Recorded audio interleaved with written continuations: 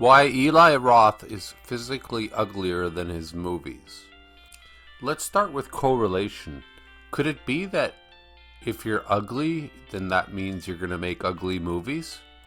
I've theorized that people who have ugly smiles, then their face ends up becoming their character. So if you've got an ugly smile, but you got a nice, cool looking frown, then you just become an angry person because it works better for you than smiling. And vice versa. So if your face becomes your personality, then your personality becomes your movies. That might explain why Eli Roth's movies are so ugly. And if so, then we are getting to the heart of the issue, which would be Eli Roth's physical ugliness. So, this is Eli Roth. No, that's not Eli Roth. This is Eli Roth. And I actually prefer the previous picture. I think that Wicked Witch, what her name was, the witch in the Snow White, was prettier, more handsome than Eli Roth. I would say he looks like a monkey. He has big ears. He also has huge eyebrows. He always looks like except not in this picture, he looks like he's wearing lipstick. He looks like an ugly Ben Stiller, which is not a compliment, because that's like saying you look like an ugly Danny DeVito. Or you look like a short Danny DeVito. But Ben Stiller is better looking than Eli Roth. So yeah, he does look like an ugly Ben Stiller. And Ben Stiller has personality and is funny. And I welcome anybody to comment on how it's mean to insult somebody's looks. That's fine with me. He's the bastard, almost literally, the bastard, who put himself into that movie as an actor. Or Quentin Tarantino. Maybe Quentin Tarantino was like secretly playing a joke. Like, wait till the whole world sees how ugly you are when I cast you in this role in my movie. Now, if you're not familiar with Eli Roth, you're lucky. You didn't get to see Cabin Fever or Hostel. But even if you have seen those two movies, you're lucky if you haven't seen the face of the guy that directed and wrote the movies. But here it is. So enjoy looking at that face. I mean, I often say that, girls don't view men as scrupulous, critically as men view women. So, if you're a guy, you're either ugly or you're hot, or you're either a 10 out of 10, a 1 out of 10, or a 5 out of 10. There's nothing in between those three things. You're either Brad Pitt, you're a 10 out of 10, or you're Danny DeVito, you're a 1 out of 10, or you're a 5 out of 10, which is basically all of the rest of us. And that's why men have to work hard when we meet girls in order to move from a 5 out of 10 to an 8 out of 10.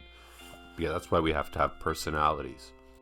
But with that in mind, I would say that Eli Roth is a 1 out of 10. This is actually a good picture of him. He's got the kind of face where when girls meet him, they go, ew. And maybe that's why he made movies that made everybody go, ooh. Maybe his movies are like him saying, you think I'm ugly?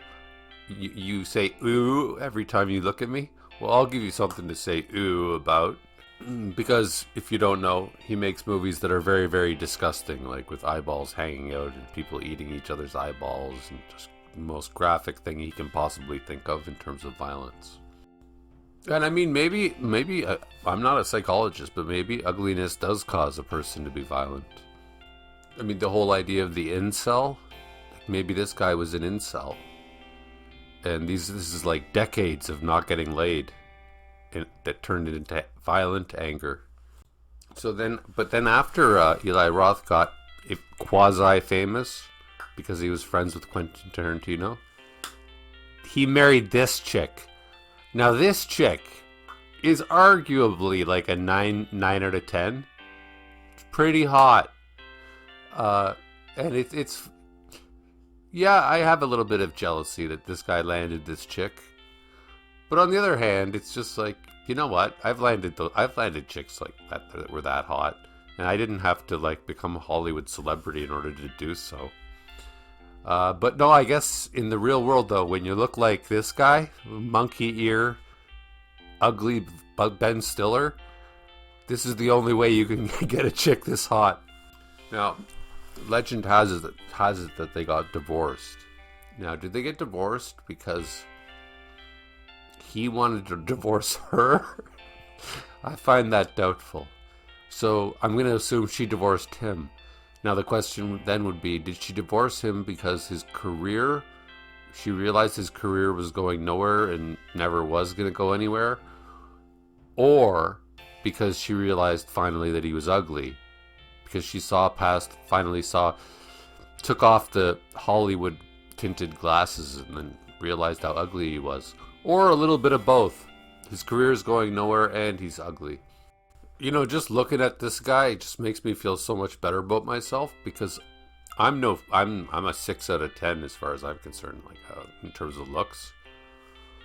I'm 6 feet tall though, so I mean that automatically raises you, literally,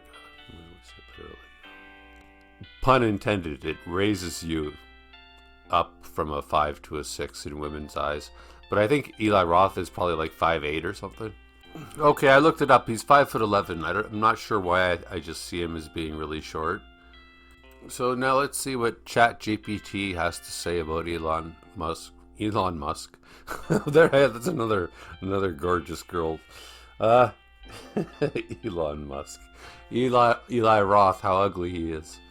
Oh, and off topic, I've noticed that ChatGPT tends to come. I've asked them to write monologues for me, and then I just pick the cool parts. It tends to be very repetitive, so it'll make the same jokes every time, regardless of the subject matter. Yeah, this is interesting. I've been reading through this. I asked ChatGPT, write me a 20-minute monologue about why Elon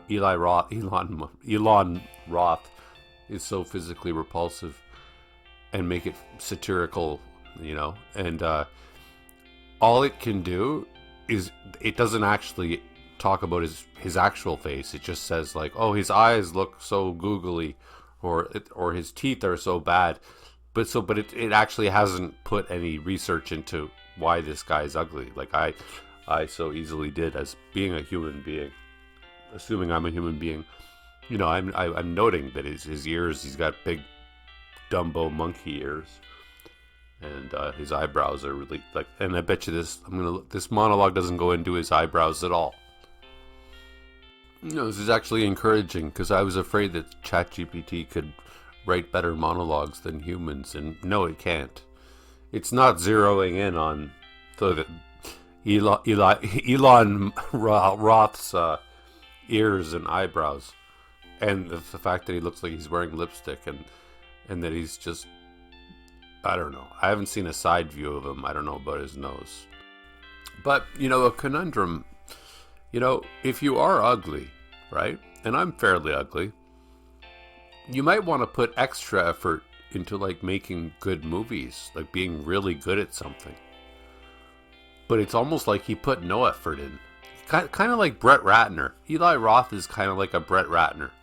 He only made movies so that he could get famous, so that he could get girls, and so that he could get rich. And it seems like that was the whole point. I mean, he might be a film geek like Quentin Tarantino, but he obviously has like zero inspiration or passion. And inspiration and passion, to me, they're synonymous with courage. Being creative is really about courage. It's not a talent. It's just courage. Do you have the guts to think of new things, to create, to come up with new ideas and to explore them? And in that regard, this guy's a coward. And maybe he's not ugly. His face isn't ugly as much as his face is cowardly. And so maybe, it's not good to call little people the M word, M-I-D-G-E-T. There's a proper term, and you shouldn't call people who are mentally slow the R word, Retarded. You call them special. Maybe you shouldn't call Eli Roth ugly. You should call him cowardly looking. The face of a coward. Somebody who, well, if his face did inspire his life, then he's somebody who he looks like somebody who never had the courage to explore any ideas. And I'll tell you one thing: if you wanna get girls, even if you're ugly, you know what gets girls more than anything is if you're passionate. And this dude has no passion.